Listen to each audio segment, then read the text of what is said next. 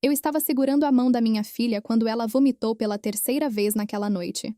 A sala de emergência cheirava a antisséptico e borracha. As luzes eram aquele branco frio que cansa os olhos. Lara tinha 4 anos e estava pálida, os lábios ressecados, os olhinhos meio fechados de tanto esforço. Eu ficava passando a mão no cabelo dela e tentando manter a voz calma, mas por dentro, eu estava me desfazendo em pedaços. O médico chegou com uma prancheta e me fez perguntas simples. O que ela comeu hoje? Em que horário? Alguém mais comeu a mesma coisa? Eu travei. Porque eu não sabia. Eu não estava lá. Durante o dia, enquanto eu trabalhava, quem cuidava de Lara era minha mãe. Peguei o celular e liguei para ela. Chamou. Chamou de novo. Chamou uma terceira vez. Ninguém atendeu. Aquela demora de 20 segundos para o telefone ser atendido foi o primeiro momento em que alguma coisa dentro de mim disse que aquilo não era um acidente. Eu ainda não sabia o que era, mas sabia que aquela demora não era normal. Minha mãe sempre atendia na primeira chamada quando se tratava de Lara. Antes de eu contar o que realmente aconteceu, tire um momento para curtir e se inscrever no canal e dizer de onde você está assistindo nos comentários. Agora vamos começar. Meu nome é Rose, tenho 38 anos. Moro no Itaim Bibi, em São Paulo, com meu marido Ricardo e minha filha Lara.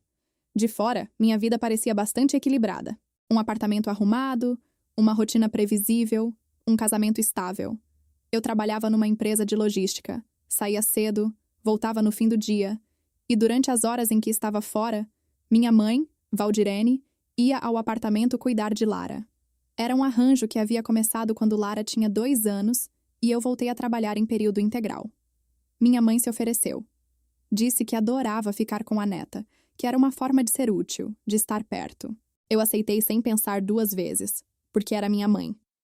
Porque a gente não pensa em algumas coisas quando se trata de mãe. A relação entre nós nunca foi simples. Valdirene sempre foi do tipo que cobrava sem pedir, que esperava sem falar, que guardava mágoa com uma paciência que assustava. Desde pequena, eu sentia que vivia num equilíbrio frágil com ela. Qualquer coisa que eu fizesse de diferente do que ela esperava era transformada em comentário indireto, em suspiro pesado, em comparação com minha irmã mais nova, Patrícia, que na cabeça da minha mãe nunca errava nada. Mas com Lara, eu achava que era diferente. Eu via minha mãe com ela e parecia genuíno, o sorriso, o cuidado, a paciência.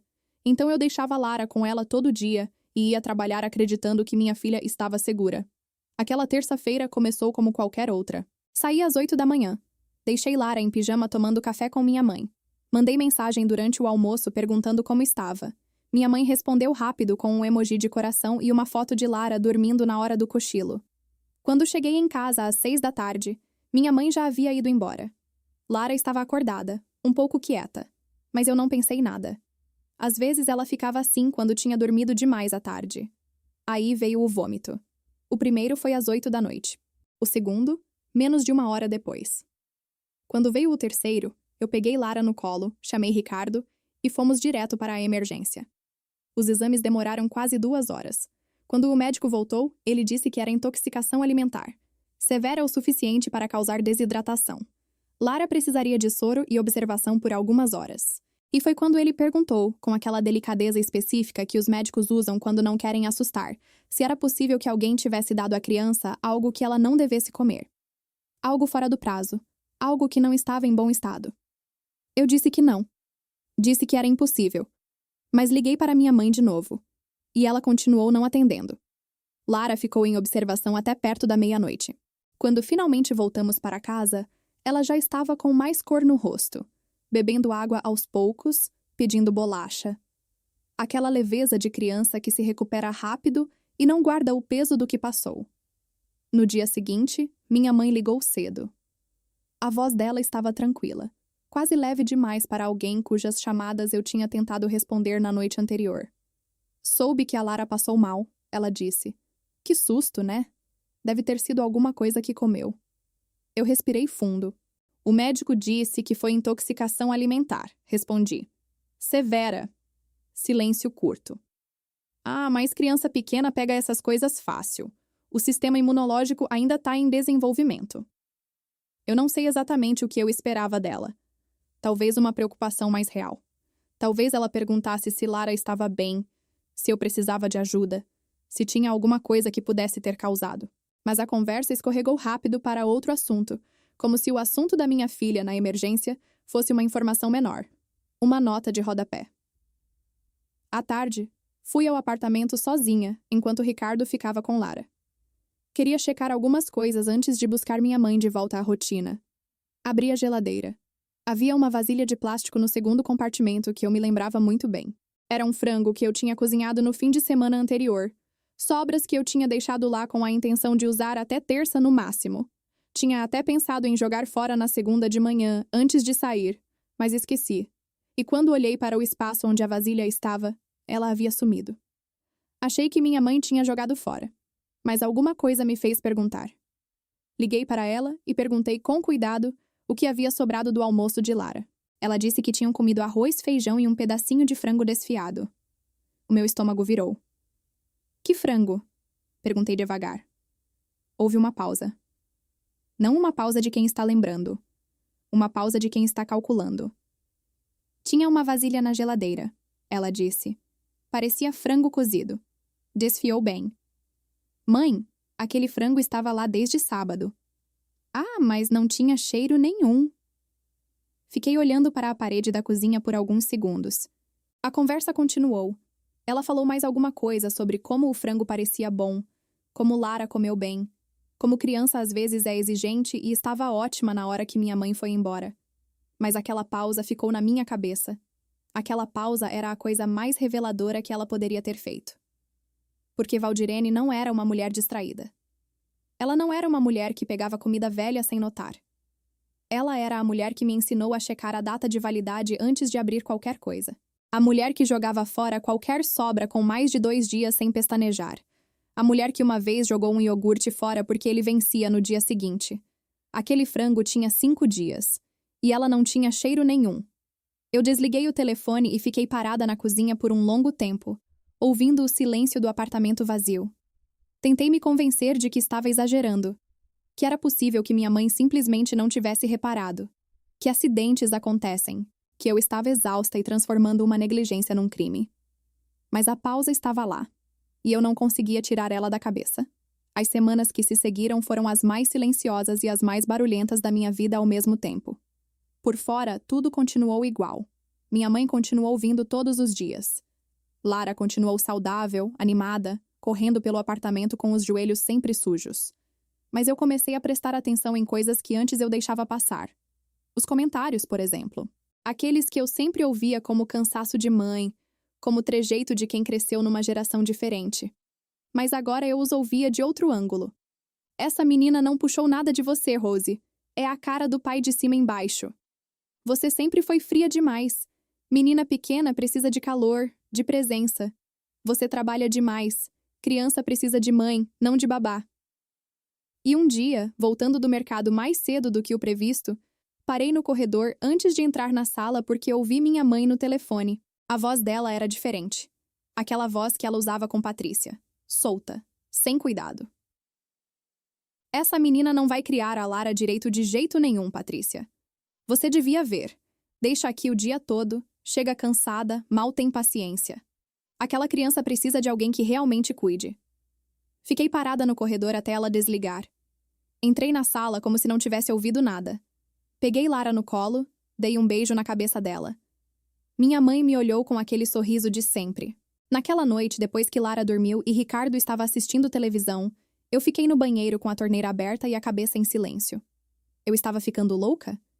Será que eu estava criando uma história de maldade onde havia apenas descuido? Será que a culpa de voltar ao trabalho estava me fazendo enxergar inimigos onde havia só uma mãe imperfeita? Fiquei naquela dúvida por dias. Era a dúvida mais exaustiva que já senti. Pior do que saber algo ruim é não saber se o que você sente é real. Então tomei uma decisão silenciosa. Não ia confrontar ninguém. Não ia fazer perguntas. Não ia deixar de convidar minha mãe para continuar vindo, porque se eu a afastasse agora, sem provas, viraria a vilã da história e ela continuaria a mocinha injustiçada. Fui a uma loja de eletrônicos num sábado de manhã enquanto Ricardo levava Lara ao parque. Comprei uma câmera pequena, do tipo que parece um carregador de tomada. Branca, discreta, que poderia passar despercebida num canto da cozinha por tempo indeterminado. Instalei ela numa terça-feira à noite quando o apartamento estava quieto. Não fiz isso com raiva. Fiz com aquela frieza que aparece quando a dúvida já foi longe demais e o único caminho que resta é a certeza, seja ela qual for. Os primeiros 3 dias não mostraram nada além de rotina. Minha mãe chegava, preparava o café de Lara, sentavam juntas, assistiam desenho, almoçavam. Eu assistia os vídeos à noite no celular, enquanto Ricardo dormia ao meu lado. No quarto dia, a câmera registrou algo que me fez sentar na beira da cama no escuro por quase meia hora sem conseguir me mover. Era por volta das 11 da manhã. Lara estava brincando na sala. Eu conseguia ouvir o barulho dos brinquedinhos de plástico batendo no chão. Minha mãe foi até a cozinha e abriu a geladeira. Pegou um pote que eu havia etiquetado 3 dias antes com uma fita adesiva vermelha e a palavra escrita com um marcador permanente. Não usar. Vencido. Era um pote de requeijão que tinha passado da validade. Eu o havia deixado lá enquanto decidia se jogava fora junto com outras coisas ou se aproveitava a próxima visita do lixo orgânico. Minha mãe pegou o pote. Olhou para ele. Olhou ao redor da cozinha, aquele olhar de quem verifica se está sendo observado. E então abriu o pote, pegou uma colher e começou a passar o requeijão num pedaço de pão. Levou até a sala. Chamou Lara. Fiquei assistindo aquele vídeo com a boca seca e as mãos frias, parada na beira da cama às 11 da noite. Assisti uma vez. Depois de novo. Depois uma terceira vez. Com o zoom no rosto da minha mãe. Naquele momento em que ela olhou ao redor da cozinha antes de abrir o pote. Não foi descuido. Ela leu a etiqueta. Verificou se estava sendo observada. E serviu mesmo assim. Não sei quanto tempo fiquei sentada ali. Sei que em algum momento o choque virou uma espécie de clareza fria, daquelas que não doem de imediato porque são grandes demais para caber de uma vez. Levantei, fui até o banheiro, abri a torneira fria e coloquei as mãos debaixo da água. Respirei devagar. Depois voltei para o quarto, peguei o celular, copiei o vídeo para a nuvem e para um pendrive que guardei dentro do meu tênis no fundo do armário. Na manhã seguinte, mandei mensagem para uma advogada que uma amiga havia me recomendado meses antes por outro motivo. Marcamos um horário para o final da semana. Não contei para Ricardo ainda. Não porque não confiasse nele. Confiava. Mas eu precisava estar inteira antes de partir qualquer coisa ao meio. Quando você divide uma bomba antes de estar pronta, corre o risco de outra pessoa explodir no lugar certo errado. Na quinta-feira, minha mãe chegou como sempre, sorrindo, com um saquinho de biscoito de polvilho que Lara adorava. Bom dia, Rose. Você dormiu bem? Olhei para ela, para aquele sorriso. Dormi, mãe. Obrigada. Peguei minha bolsa. Hoje não precisa preparar almoço. Pedi delivery para Lara. Tá tudo separado na geladeira. Ela franziu levemente o senho. Uma microsegundo de algo que não era bem surpresa. Ah, tá bom. Me abaixei, dei um beijo na Lara, peguei minha bolsa e saí. Só quando entrei no elevador que deixei o ar sair dos pulmões de uma vez. A advogada se chamava Fernanda. Era uma mulher de uns 40 e poucos anos. Óculos fino, voz tranquila, do tipo que não precisa ser dramática porque os fatos falam por ela. Ela assistiu ao vídeo 2 vezes. Depois ficou um momento em silêncio, juntando as mãos sobre a mesa. Rose, isso configura perigo para a integridade física de menor, ela disse. Associado ao episódio da emergência, temos um padrão. Oh, o que eu posso fazer? Várias coisas, mas primeiro precisamos entender o que você quer. Você quer proteção legal para a Lara ou quer também que ela responda juridicamente? Fiquei olhando para ela. Quero que ela nunca mais fique sozinha com minha filha, eu disse. E quero que todo mundo que precisa entender isso entenda. Fernanda assentiu. Nos dias seguintes, trabalhamos juntas em silêncio. Ela orientou o que eu precisava preservar, como organizar as evidências, o que registrar. Eu segui tudo com aquela atenção que coloco nas coisas quando sei que não posso errar. Enquanto isso, a vida continuava na superfície. Minha mãe vinha, eu agia normalmente. Jantávamos juntos no domingo. Ela fazia bolo de laranja, o favorito de Lara. Mas eu tinha deixado de ser a pessoa que ela achava que eu era. Numa noite, Ricardo me encontrou acordada na cozinha às 2 da manhã tomando água. Ele se sentou ao meu lado sem falar nada por um momento. Você tá bem? Perguntou. Não, eu disse. Mas vou ficar. Ele ficou me olhando com aquele jeito dele, calmo, sem pressionar. Quando você quiser falar, eu tô aqui. Eu encostei a cabeça no ombro dele. No dia seguinte, contei tudo. Ricardo ficou em silêncio por um tempo que pareceu longo. Depois disse uma coisa só. O que você precisa que eu faça? E foi aí que eu soube que estava pronta. Marquei um encontro para um sábado à tarde. Mandei mensagem para minha mãe, para meu pai, seu Geraldo, para Patrícia e para os pais de Ricardo que estavam de passagem em São Paulo. Disse que queria reunir todo mundo para conversar sobre a rotina de cuidados da Lara. Disse que era importante. Minha mãe respondeu rapidinho. Claro, filha, que bom que você está pensando em organizar melhor as coisas. Eu reli a mensagem dela e deixei o celular na mesa sem responder. No sábado, o apartamento ficou arrumado, café na mesa, biscoito, aquele clima de visita de família que todo mundo conhece. Lara ficou com a babá num quarto do fundo, assistindo desenho sem saber de nada. Todo mundo chegou num intervalo de 20 minutos. Meu pai entrou abraçando, do jeito que ele sempre faz, aquele abraço largo de homem que não sabe lidar com coisa difícil, mas tenta compensar com presença física. Patrícia veio com o marido e ficou de pé perto da janela, no celular. A sogra de Ricardo sentou na poltrona e aceitou o café que ofereci.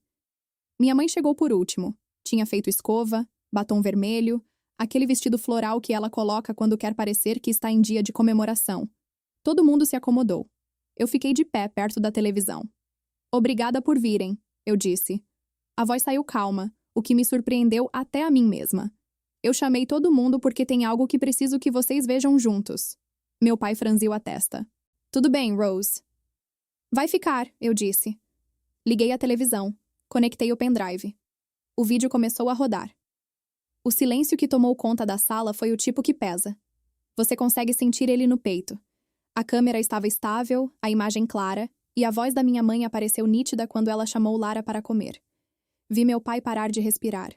Vi Patrícia abaixar o celular pela primeira vez desde que chegou. Vi Ricardo cruzar os braços, a mandíbula travada. Quando o vídeo terminou, ninguém falou nada por alguns segundos. Aquele silêncio foi o momento mais longo da minha vida adulta. Então minha mãe se mexeu na cadeira. Isso não é o que parece, ela disse.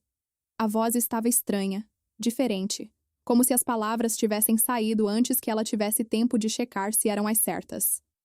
Ninguém respondeu. Eu não ia deixar ela comer se tivesse estragado de verdade. Eu ia ver antes. Silêncio. Vocês me conhecem. Eu amo a Lara. Eu nunca faria mal a ela. Meu pai olhou para ela. Ele estava com a mão na boca. Aquele gesto de quem está segurando alguma coisa que não sabe ainda o que é. Valdirene, ele disse baixo. Geraldo, você me conhece. Ela disse rápido, virando para ele. Você me conhece há 40 anos. Ele não respondeu. Eu falei então, e me surpreendi com o quanto minha voz estava quieta. Mãe, você leu a etiqueta. Está no vídeo. Você olhou ao redor antes de abrir. Você sabia. Ela me encarou.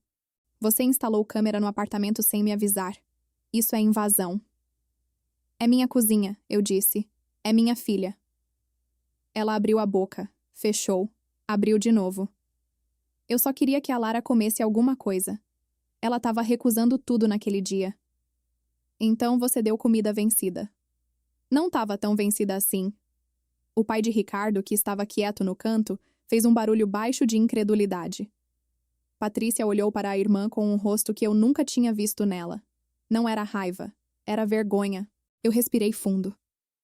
Não vou discutir os motivos, eu disse. Não estou aqui para isso. Estou aqui para que todo mundo entenda o que vai mudar a partir de hoje. Minha mãe não vai mais ficar sozinha com a Lara. Não vai mais vir ao apartamento quando eu não estou. Se ela quiser ver a Lara, vai ser quando eu ou o Ricardo também estivermos presentes. Minha mãe se levantou da cadeira. Você tá me expulsando de perto da minha neta. Eu tô protegendo minha filha. Você é louca, ela disse. A voz subia agora. Você sempre foi paranoica, sempre viu problema onde não tem. Eu criei você, Rose, eu criei você. Eu sei, eu disse. E por isso essa decisão é a mais difícil que já tomei. Ela me olhou por um momento. Naquele olhar havia uma mistura de coisas que eu não sei nomear todas. Raiva, sim.